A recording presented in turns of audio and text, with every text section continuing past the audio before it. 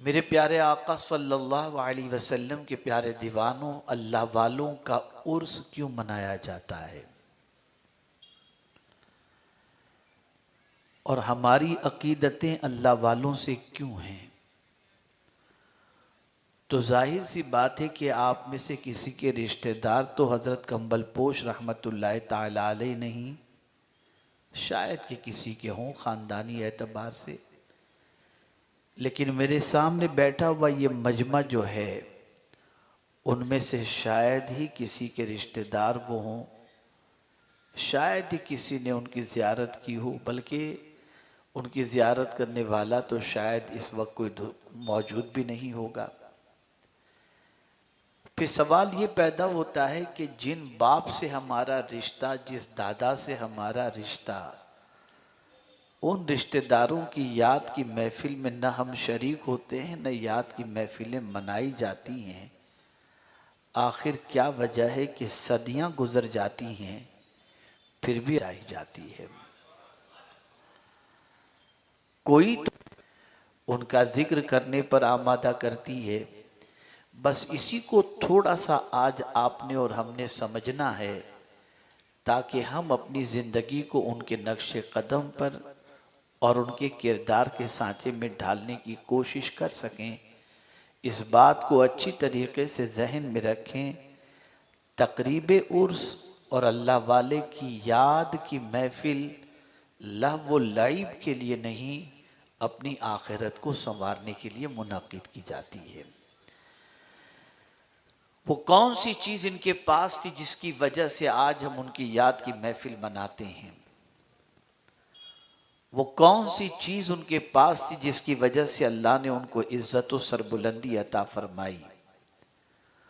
वो कौन सी खूबी थी उनके पास जिसकी वजह से आज उनकी यादों का चिराग लोगों के सीनों में रोशन है? क्या वो दुनियावी मालो ज़र से आरास्ता थे? क्या उनके पास अरबों और खरबों की प्रॉपर्टी थी? तो मैं आपसे एक चीज़ अर्ज़ करूँगा, एक हदीस की रोशनी के अंदर पूरा माहसल जो है वो आपके सामने पेश कर देता हूँ, और वो ये है, बज़ाहिर तो वो चटाई पर बैठने वाले लोग थे, बज़ाहिर मिट्टी के मकान में रहने वाले लोग थे, बज़ाहिर सादा ज़िंदगी गुजारने वाले लोग थे, लेकिन वो लोगों वाले नहीं थे, वो अल्लाह वाले थे। तो फ़र्क ये होता है कि मन कान लिल्लाह कान अल्लाहु लहू, जो अल्लाह का हो जाता है अल्लाह उसका हो जाया करता है। फिर कैफियत ये होती है कि माल हो या न हो, उनके पास अल्लाह की मोहब्बत का चिराग होता है, याद इलाही और याद रसूल का ख़जाना हुआ करता है। नतीजतन अगर मैं ये कहूँ तो गलत न होगा, वो कहीं भी हो अल्लाह की नुसरत व माइयत और उनकी मदद, उसकी मदद उनके शामिल हाल हुआ करती है। अब आइए थोड़ा सा समझाऊं, बड़ी मादरत के साथ मैं अर्ज करता हूं कि हमने अल्लाह वालों की मोहब्बत तो दिल में बसाए रखी है, लेकिन उनके नक्शे कदम पर चलने के लिए तैयार नहीं, उनके किरदार को अपनाने के लिए तैयार नहीं, उनकी फ़िक्र को अपनाने के लिए तैयार नहीं। हैरत की बात तो ये है कि समझते हैं कि वो अजमत वाले हैं, लेकिन फिर भी उन अजमत वालों के रास्ते पर चलने का न हमारा मन है, न हमारा इरादा है। हम चलते किसी और के रास्ते पर हैं और मोहब्बत अल्लाह वाले की दिल में बसाए बैठते हैं। ये हमारी कितनी बड़ी नादानी है। होना ये चाहिए कि जिनको अल्लाह ने इतना ऊंचा मकाम अता फरमाया कि वो आज भी अपनी बारगाह से खाली दामनों की झोली को भरते हुए नजर आते हैं, परेशान हालों की परेशानियों को अल्लाह की अता से दूर करते नजर आते हैं। रोता हुआ कोई उनके पास आए तो वो मुस्कुराता हुआ वहां से जाता हुआ नजर आता है। गमों में गिरफ्तार कोई आए तो उसको वहां पर इत्मीनान का मरहम मिल जाया करता है। लेकिन हमारी पोजीशन ये है कि हम ये सारे मकामात उनके जानते हैं, देख जिंदगी उनके तरीक पर चलने के लिए तैयार नहीं, उनके रास्ते पर चलने के लिए तैयार नहीं, न जानने की कोशिश करते हैं कि वो क्या चीज अपनाए हुए थे जिसकी वजह से अल्लाह ने उनको ये मकाम अता फरमाया। आज मुझे यही आपको समझाना है ताकि आज जब आप यहां से उठें तो एक मिजाज लेकर के उठें, एक सोच लेकर के उठें, एक फिक्र लेकर के उठें। आइए मैं थोड़ा सा समझाऊं। हम दुनिया के अंदर देखते हैं जिसके पास लंबी कोठी हुआ करती है, जिसके पास लंबी कारें हुआ करती हैं, जिनके पास तख्तो ताज हुआ करता है, हम उसे इज्जत की निगाह से समझ देखते हुए ये महसूस करते हैं ये बड़ी इज्जत वाला है, बड़े मकाम वाला है, इसे तो बड़ी दौलत नसीब हो गई, ये बड़ा खुशकिस्मत है। लेकिन मेरे प्यारे आका सल्लल्लाहु अलैहि वसल्लम के प्यारे दीवानों, उसे खुश नसीब समझने की वजह क्या होती है? खुश नसीब समझने की वजह ये होती है कि दुनिया की आसाइश का सारा सामान उसके पास मौजूद है, उसे देख करके हम ये समझते हैं ये बड़ा खुश नसीब है। इसी को दूसरी तरह से समझाता हुआ चलूं, अगर किसी के ताल्लुकात प्राइम मिनिस्टर के साथ हो जाएं, किसी के ताल्लुकात आलमी सतह के हो जाएं, किसी के ताल्लुकात दुनिया के अंदर यूएनओ के साथ हो जाएं, वहां बैठने का वो हो जाए, तो हम ये कहते हुए नजर आते हैं ये इंसान बहुत बड़ा है, इसके ताल्लुकात बड़े अजीम हैं, इसके साथ फलां है, इसके साथ फलां है, इसके साथ फलां है, फलां बड़ा इसके साथ है, फलां ताज वाला इसके साथ है, फलां इख्तिदार वाला इसके साथ है। हम ये सोचते हैं, लेकिन उन सारे साहिब इख्तिदार को देख लो, उन सारे साहिब सरवत को देख लो, उन सारे साहिब तख्तो ताज को देख लो, एक वक्त आता है कि वो खुद मोहताजी की जिंदगी गुजारते हैं। एक तख्तो ताज के मालिक को आप देख लो, जब वो बीमारी की पोजीशन में होता है, सख्त अलील होता है, उम्र उसकी हो चुकी होती है, तो चलने के लिए किसी के सहारे का मोहताज होता है, खाने के लिए किसी के सहारे का मोहताज होता है, लिबास तब्दील करने के लिए किसी के सहारे का मोहताज होता है। जिसे हम बहुत ताकतवर समझते थे, एक पीरियड में वो जाकर कमजोर होता नजर आता है। हम खुद अपने ही को देख लें कि हमारी उम्र अगर 20 साल की थी, दौड़ते थे, भागते थे, 80 की हो जाएगी, भले हम 20 साल की उम्र के अंदर ताकतवर रहे हों, लेकिन 80-90 के हो जाएंगे, लाठी हाथ में आ जाएगी, जूते पहन नहीं सकेंगे, चल नहीं सकेंगे। हमें दुनिया ताकतवर समझकर ये समझती थी ये मेरे साथ है, फिर मुझे क्या टेंशन। लेकिन हर ताकतवर, हर साहिब इख्तिदार एक वक्त आने के बाद वो कमजोर हो जाता है, मोहताज हो जाता है, खजाना खत्म हो जाता है, इख्तिदार की कुर्सी से महरूम हो जाता है, किसी काम के लायक नहीं रहता। अल्लाह वाले जानते हैं ये इनका साथ लेकर के क्या करेंगे, ये तो कल मर जाएंगे, इनका साथ लेकर क्या करेंगे, ये तो कल जो है नादार हो जाएंगे। अब वो कुरान पढ़ते हैं, हे अल्लाह हमें कोई उठाने वाला चाहिए, हमारी कोई मदद करने वाला चाहिए, हमें कोई। तो अल्लाह वालों ने जब कुरान उठा करके देखा तो उनकी निगाह इस आयत करीमा पर पड़ी कि सबसे बड़ा ताकत वाला अल्लाह है, कुव्वत उसके पास, जिंदगी उसके पास, वो जिसे जिंदगी दे वही जिंदगी हासिल कर सके, वो चाहे उसे मौत की वादी से गुजार दे, वो जिसे चाहे रोजी अता फरमा दे, वो जिसे चाहे मुल्क अता फरमा दे, वो जिसे चाहे तख्त पर बिठा दे, वो जिसे चाहे तख्त से उतार दे, वो चाहे उसको करोड़पति बना दे और वो चाहे उसे फुटपाथ पर ले आए। सारा इख्तिदार ताकत अल्लाह के दस्ते कुदरत में है। और फिर हालत यह है कि हम तो इंसान पर भरोसा करते हैं और इंसान मरने के लिए है, परमानेंट जीने के लिए नहीं। कुल्लु नफ्सिन ज़ाइक़तुल मौत, हर नफ्स को मौत का जायका चखना है। हमने इन पर भरोसा कर लिया। अल्लाह वाले कहते नहीं हमको तो कोई ऐसी ज़ात चाहिए जिसको मौत भी आने वाली न हो। तो वो कुरान पढ़ते हैं तो आकर के इस नतीजे पर पहुंचते हैं कि अल्लाह फरमाता है वतवक्कल अलल हय्यिल्लज़ी ला यमूत, उस रब पर भरोसा करो जो हमेशा जिंदा रहने वाला है, कभी मरने वाला नहीं है, वो हमेशा से है और हमेशा रहेगा।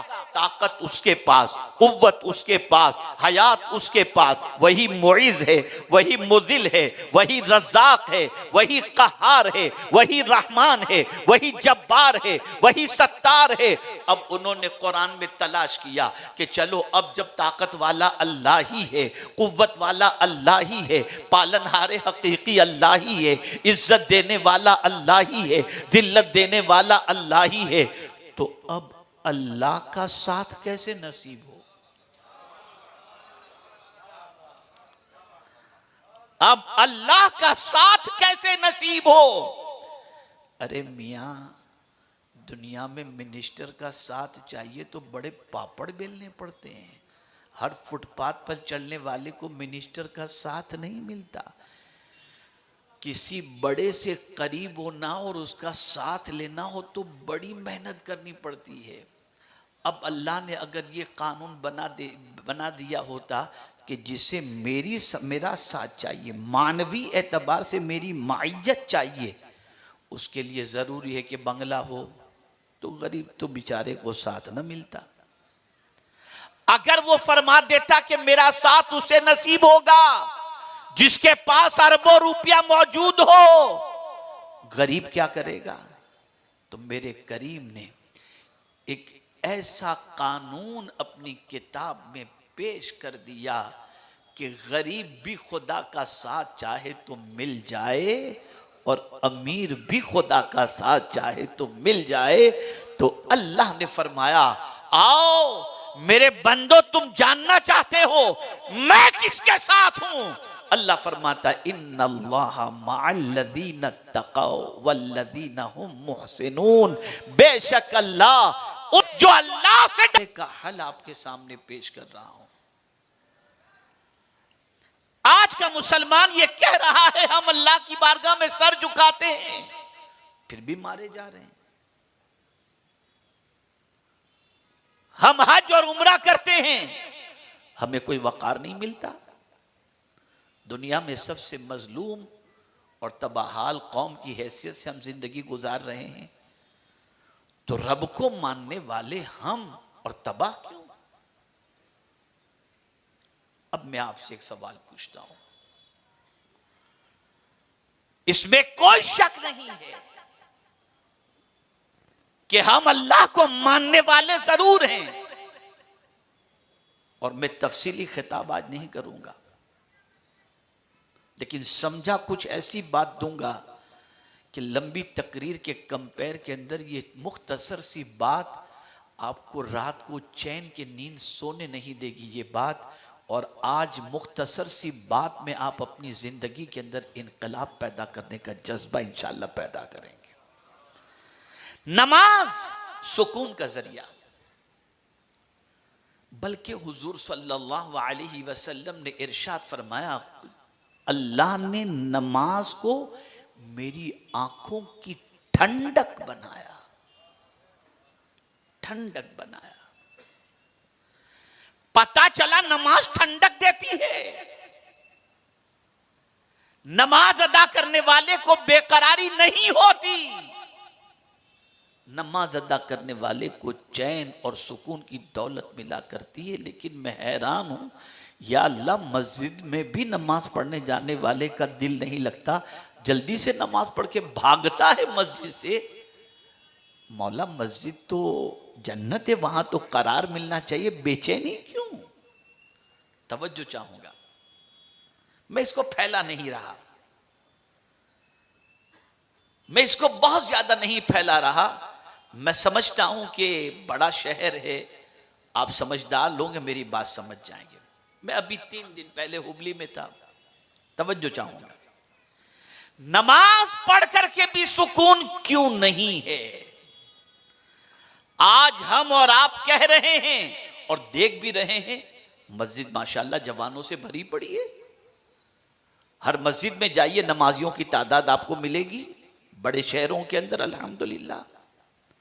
फिर बेचैनी क्यों? फिर तबाही क्यों? फिर बर्बादी क्यों? तवज्जो चाहूंगा, जवान खास तौर पर सुने। 3 दिन पहले मैं हुबली में था। मेरे एक मुरीद की कार में एक फंक्शन अटेंड करने के लिए मैं जा रहा था। नई कार थी उनकी। थोड़ी सी गर्मी मुझे ज्यादा महसूस हो रही थी। मैंने कहा बेटा तुमने एसी ऑन नहीं किया? उन्होंने कहा तो एसी तो मैंने ऑन कर दी। रह गई होगी जिसकी वजह से एसी ठंडक नहीं पहुंचा रहा। तवज्जो चाहूंगा, कार की कोई खिड़की खुली रह गई होगी, इसलिए एयर कंडीशन सुकून नहीं पहुंचाता। मुड़कर देखे तो कार की एक खिड़की खुली थी। जब उसे बंद कर दिया गया तो एयर कंडीशन सुकून देना शुरू कर दिया। मेरा ख्याल है कि आज नमाज इसलिए सुकून नहीं देती कि हमारी आंख की खिड़की गंदी चीजों को देखने के लिए खुली हुई है। हमारे कान गंदी बातों को सुनने के लिए खुले हुए हैं। हमारी जबान बुरी बातों को कहने के लिए खुली हुई है। जब ये खिड़कियां बंद होंगी तो कहीं भी रहोगे, नमाज अदा करोगे, अल्लाह सुकून की दौलत अता कर देगा। ये खिड़की भी तो बंद करो। इन खिड़कियों को तो बंद करो।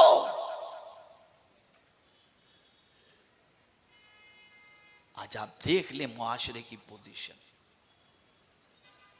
आज आप देख ले हमारे यूथ की पोजीशन। आज आप देख ले जिंदगी गुजारने वालों के हालात। अक्ल दंग रह जाती है। खैर, तो अर्ज ये कर रहा था, कुरान कहता है कि बेशक अल्लाह डरने वाले के साथ है। किससे डरने वाले? तवज्जो चाहो, अल्लाह डरने वाले के साथ है। या अल्लाह किससे डरने वाले? तो आज अगर मैं आपसे पूछूं, आप डरते हो? हां डरते हैं। किससे डरते हैं? कहीं ईडी की रेड न पड़ जाए। किससे डरते हैं? पुलिस कहीं घर पे ना आ जाए। किससे डरते हैं? कहीं कोरोना फिर से जड़ न पकड़ ले। किससे डरते हैं? बीमारी से डरते हैं। किससे डरते हैं? क्राइसिस से डरते हैं। किससे डरते हैं? कर्ज से डरते हैं। किससे डरते हैं? तंगी और गरीबी से डरते हैं। किससे डरते हैं? फला ताकतवर से डरते हैं। एक सवाल पूछता हूं, क्या इन सारी चीजों से डरने के एवज के अंदर अल्लाह का साथ मिलेगा? अल्लाह ने वाज़े लफ्जों में फरमाया, मेरा साथ चाहिए? फला तख्शौन नास वख्शौनी, लोगों से न डरो, मुझसे डरो। अल्लाह फरमाता है मुझसे डरो। अगर तुम मुझसे डरोगे तो कहीं तन्हा नहीं रहोगे, हमेशा मेरा साथ तुम्हें नसीब रहेगा। इसीलिए वली की डेफिनेशन जब कुरान ने बयान की ना, तो यही कहा अल्लज़ीना आमनू व कानू यत्तकून, जो ईमान वाले और अल्लाह से डरने वाले हैं वही दर हकीकत अल्लाह के वली हैं। मेरे प्यारे आका सल्लल्लाहु ताला अलैहि वसल्लम के प्यारे दीवानों, अल्लाह वालों के दिल में किसी का डर नहीं हुआ करता था। वो रब ही से डरा करते थे। उनका हाल ये था, फौज सामने हो नहीं डरते थे, दुनिया का दुश्मन सामने हो नहीं डरते थे। इसलिए कि जब अल्लाह का डर, तवज्जो चाहूंगा जुमले पर, जब अल्लाह का डर दिल में बैठ जाए तो अल्लाह सबका डर दिल से निकाल दिया करता है। इसलिए कि सब अल्लाह से बड़ा कोई दूसरा है ही नहीं, वही सबसे बड़ा है। जब तुम उससे डरने लग गए तो अब तुम न मच्छर से डरोगे, न शेर से डरोगे, न जानवर से डरोगे, न छिपकली से डरोगे, न किसी चीज से डरोगे। इसलिए कि तुम्हारे दिल के अंदर अल्लाह ने अपने डर को जगह दे दी है। और हमारा हाल ये है, हम सब से डरते हैं, रब से नहीं डरते। इसको भी कुरान की रोशनी में समझाऊं। सुनिएगा तवज्जो से। पुलिस आ जाए, मौजूद हो, जुर्म नहीं करते। सीसीटीवी देख रहा है, दुकान में चोरी नहीं करते। और अब तो सीसीटीवी लगा हुआ जहां होता है वहां पर मेंशन किया होता है, आप सीसीटीवी की जद में हो, सीसीटीवी आपको देख रहा है। ये दरवाजों पर लगा दिया जाता है, चाहे वो बिल्डिंग का हो या दुकान का हो। आदमी उसे देखकर संभल जाता है कि भैया यहां अपना दाव नहीं चलेगा। सामने सीसीटीवी, जुर्म नहीं कर रहे। सामने पुलिस देख रही है, जुर्म नहीं कर रही। क्या पुलिस ताकतवर है या अल्लाह ताकतवर है? जवाब दीजिए ना आप। सीसीटीवी तो खाली यूं भी लगा हुआ हो सकता है, वायर किसी ने काट दिया हो तो खाली खाली सीसीटीवी है। अब मैं आपसे एक सवाल पूछना चाहता हूं, इंसान कितना नादान है और इंसान किस हद तक बेबाक है कि इस इंसान की बेबाकी को कुरान ने यूं कहा, बल युरीदुल इंसानु लियफ्जुरा अमामा, कि इंसान कितना पापी है कि अपने रब के सामने गुनाह करता है। ऐसा नहीं कि रब सिर्फ मस्जिद ही के अंदर देखता है, बल्कि अल्लाह फरमाता है इन्नल्लाह ला, इतने ताज्जुब की बात है कि जो खुदा देख रहा है, जो खुदा फरमा रहा है लोगों से न डरो मुझसे डरो, हमारा हाल ये हुआ हम सब से तो डरते हैं, रब से नहीं डरते। अगर रब से डरते होते तो चोरी न करते, रब से डरते होते तो पाप न करते, रब से डरते होते तो ज़िना के अड्डे पे न जाते, रब से डरते होते तो ड्रग सप्लाई न करते, रब से डरते होते तो आबरूओं पर हाथ न डालते। अगर रब का डर होता जिंदगी में बैलेंस होता। और जब जिंदगी में बैलेंस होता तो जानते हो उसके दिल में किसी का डर नहीं, उसके दिल में किसी का खौफ नहीं। और फिर उसकी पोजीशन क्या होती, वो जिसके लिए हाथ उठा दे अल्लाह उसकी दुआ को कबूल कर लेता है, इसलिए कि उसके पास तकवा है, उसके पास अल्लाह का डर है। आज आपको मैं समझाता हुआ चलूं, मुझे ये बताइए अल्लाह वालों से सारे काम क्यों हो जाते हैं? उनकी जबान से बात निकलती है, काम क्यों हो जाते हैं? अरे काम जमाने से अटके हुए नहीं हो रहे, हम चले जाते हैं ख्वाजा साहब की बारगाह में, हम चले जाते हैं हजरत तवक्कुल मस्तान शाह बाबा की बारगाह में, हम चले जाते हैं कंबल पोश की बारगाह में, हम चले जाते हैं महबूब इलाही की बारगाह में। या अल्लाह, ये सब तो जमीन के अंदर आराम कर रहे हैं, फिर भी काम कैसे हो जाता है? तो जवाब मिलेगा, नादान वो तन्हा नहीं है, वो तन्हा नहीं है, उनके साथ अल्लाह है। और अल्लाह उनके साथ है इसलिए कि अल्लाह से वो डरने वाले हैं, और अल्लाह से डरते हुए उन्होंने अपनी जिंदगी गुजार दी। तो डरने वाले के हवाले से कुरान ने वाज़ेह तौर पर फरमा दिया, वमन यत्तकिल्लाह यजअल लहू मिन अम्रिही युसरा, जो अल्लाह से डरता है अल्लाह उसके काम को आसान कर दिया करता है। तो हमारे काम हमसे नहीं बन पाते इसलिए कि हम अल्लाह से नहीं डरते, और अल्लाह वालों के यहाँ सबके काम इसलिए बन जाते हैं कि वो अल्लाह से डरने वाले होते हैं। और जब वो अल्लाह से डरने वाले होते हैं तो काम बनाने वाला खुदा उनके साथ होता है। तकवा बहुत बड़ी दौलत है, बहुत बड़ा सरमा। एक मतलब दुरूद शरीफ पढ़ लें, अल्लाहुम्मा सल्ली अला सय्यिदिना व मौलाना मुहम्मद मादनिल जूद वल करम व आलि व सहाबी व बारिक वसल्लम।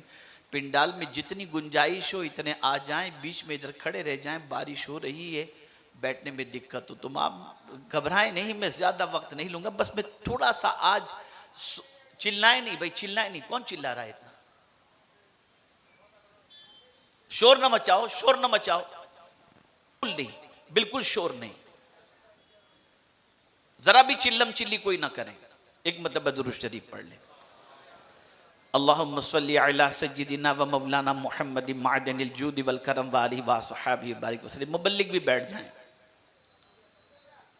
ना चिल्लाओ नहीं भाई, चिल्लाओ नहीं। एक मतलब और दुरूद शरीफ पढ़ ले, अल्लाहुम्मा सल्ली अला सय्यिदिना व मौलाना मुहम्मद मादनिल जूद वल करम व आलिहि व अस्हाबिहि बारिक वसल्लम। तो आप समझ गए, जब बंदा अल्लाह से डरना शुरू कर देता है, हमारे यहां तो सोच भी बड़ी खराब हो गई, बुरा मत मानिएगा, सोच भी इतनी खराब हो गई कि अगर आज के दौर में कोई अल्लाह से डर कर गुनाह से बचे तो माअज़ल्लाह उसे बेवकूफ समझा जाता है, बेवकूफ समझा जाता है। अरे अजीब आदमी हो यार, ये उम्र ऐश मौज करने की है। अभी मैं हमारे उस्ताद गिरामी की तफसीर सुनता हुआ आ रहा था, बड़ी प्यारी बात उन्होंने फरमाई, बड़ी प्यारी बात।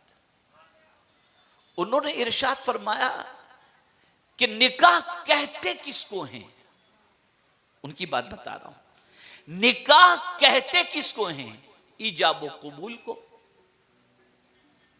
अब ईजाब व कबूल यानी आप समझ गए ना, जैसे लड़के से कहा जाता है कि फला बिनते फला को तुम्हारे निकाह में दिया, लड़के ने कहा मैंने कबूल कर लिया, इसी को तो निकाह कहते हैं ना।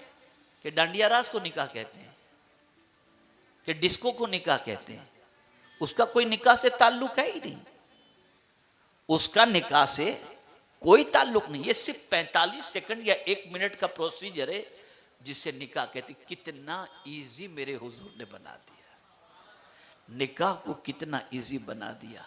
लेकिन आज के इंसान ने कितना डिफिकल्ट बना दिया कि निकाह के उस 45 सेकंड या 1 मिनट के प्रोसीजर से पहले 1-1 हफ्ते तक फंक्शन चलते हैं उसी निकाह को लेकर के जिसका निकाह से कोई ताल्लुक है ही नहीं।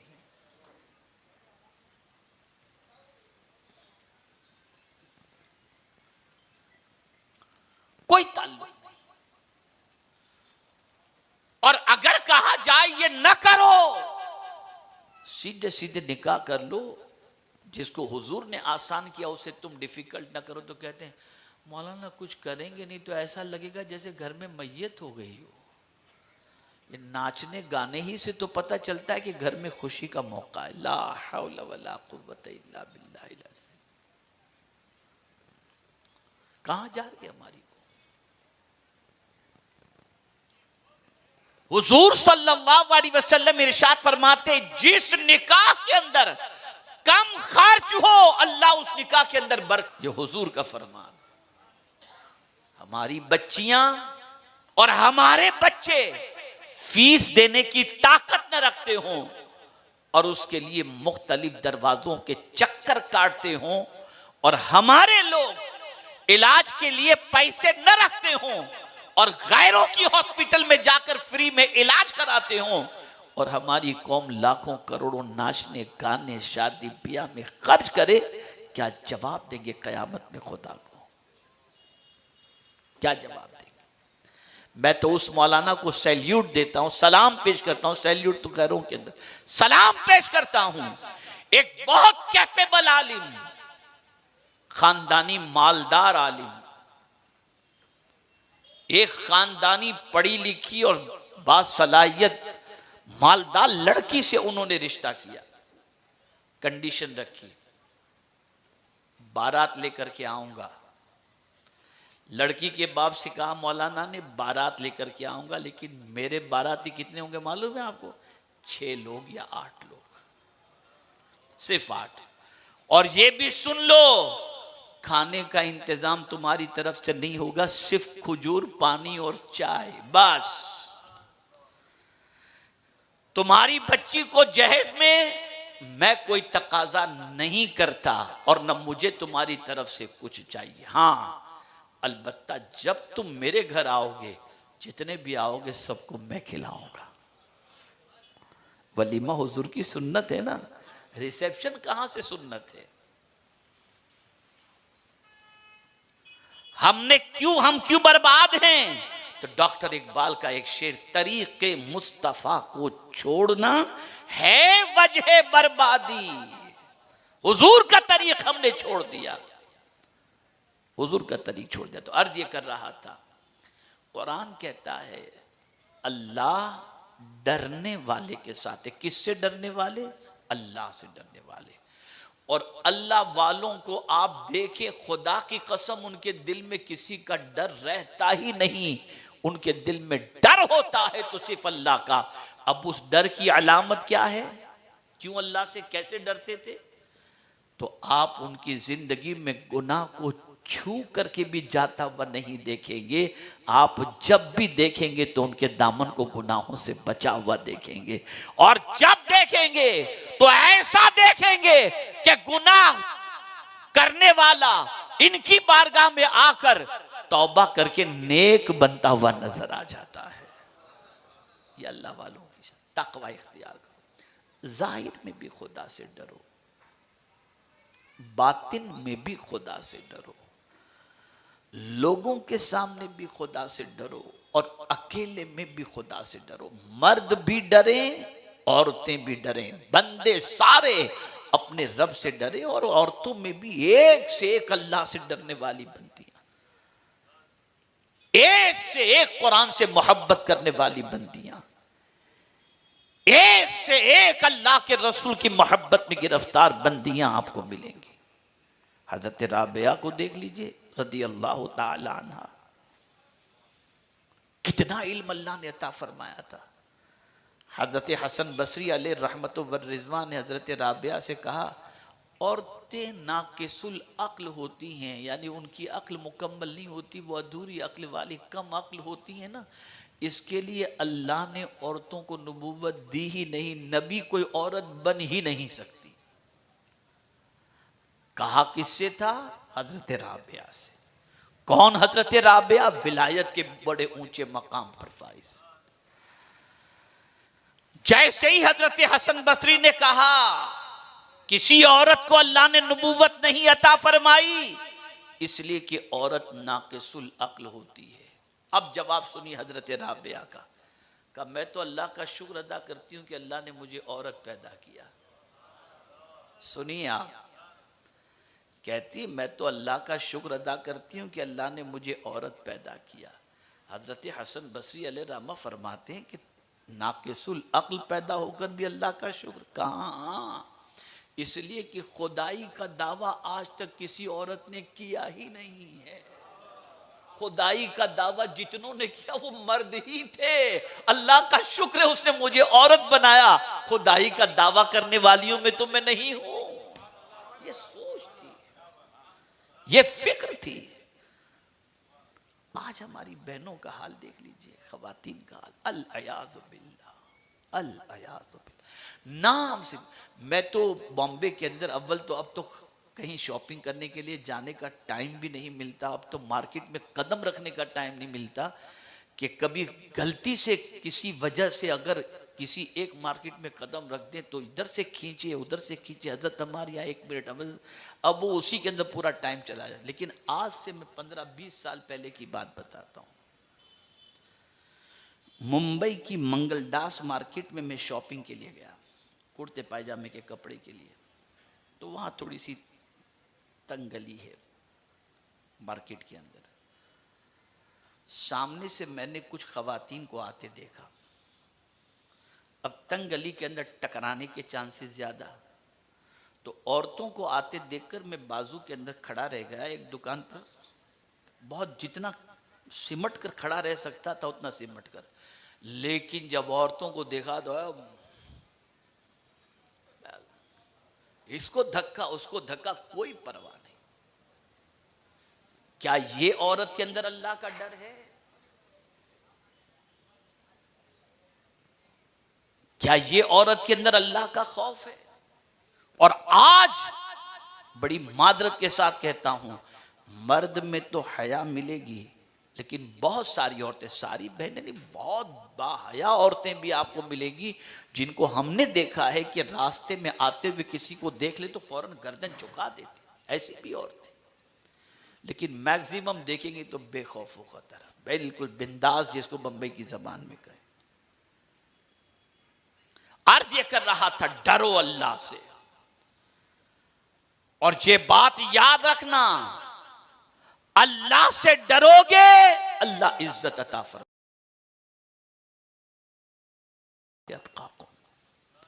तो एक चीज ये आपकी समझ में बात आ गई कि अल्लाह किसके साथ है? जो उससे डरता है। किसके साथ है बोलिए?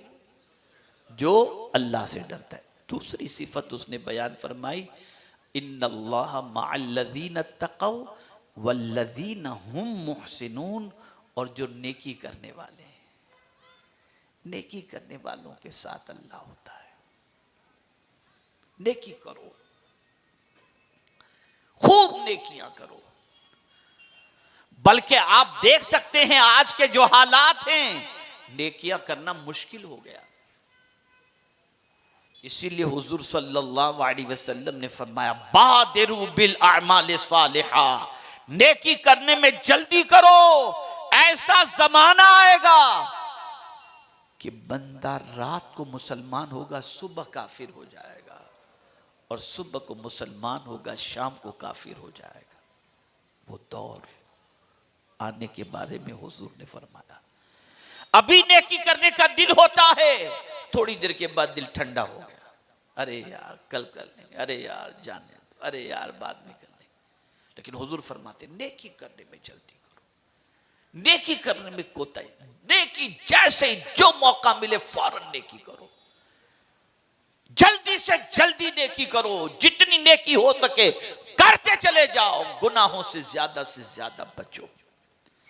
तो एक तो ये दो सिफतें हो गई। तो अल्लाह उससे डरने वाले के साथ है और नेकी करने वाले के साथ है। और एक बड़ी सिफत का जिक्र अल्लाह ने कुरान में फरमाया,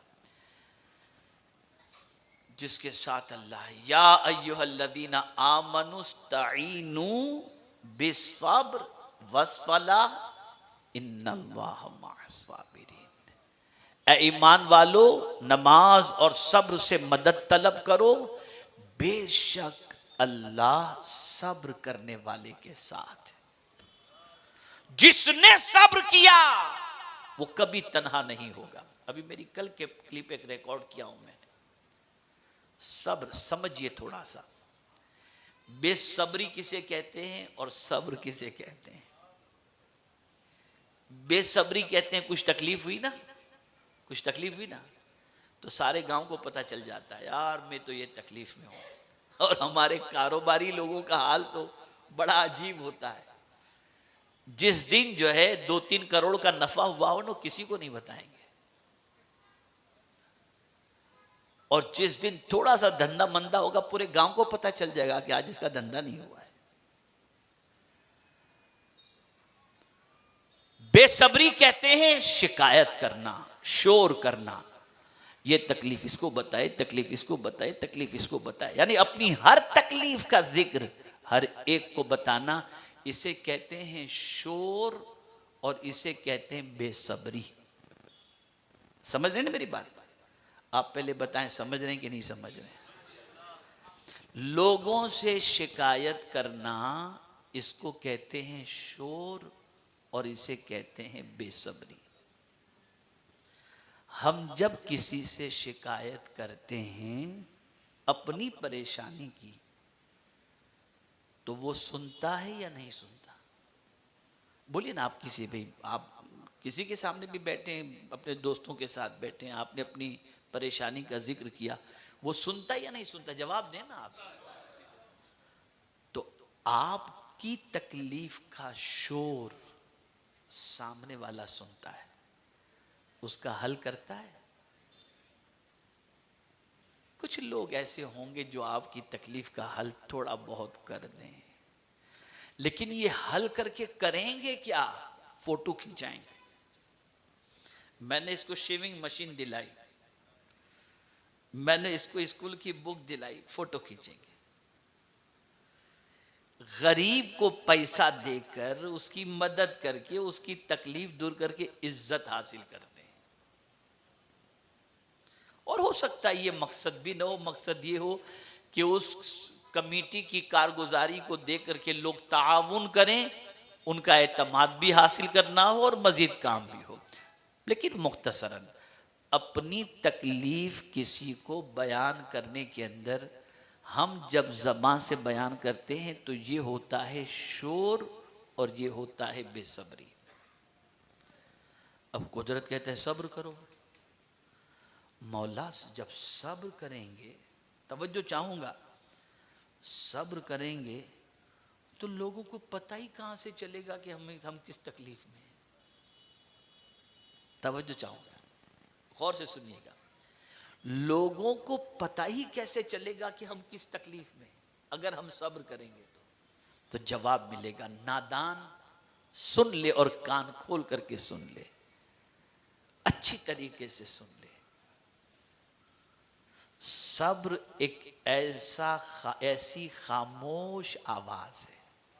जुमले पर तवज्जो चाहूंगा, हमारे उलमा ज़वील एहतराम की दुआएं लेने की गरज से। सब्र एक ऐसी खामोश आवाज है जिसका शोर खुदा के अलावा कोई दूसरा सुनता ही नहीं। आपने सब्र किया, किसी को नहीं सुनाया, लेकिन आपके सब्र की आवाज खुदा सुन लेता है। तो कहता है, ऐ मुझे सुनाने वाले, कोई तेरे साथ हो या न हो, मैं तेरे साथ हूं। इसलिए फरमाया इन्नल्लाह मअस साबिरीन, इसीलिए फरमाया।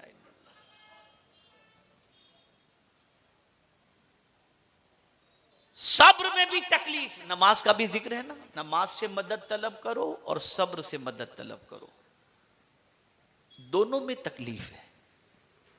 सब्र करना भी बहुत तकलीफ है और नमाज पढ़ना भी बहुत तकलीफ है।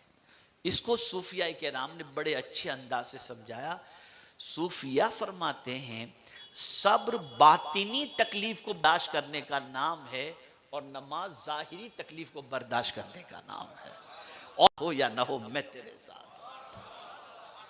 ये टॉपिक बड़ा लंबा है और मैं अगर सब्र ही पर गुफ्तगू करूं तो काफी वक्त दरकार है।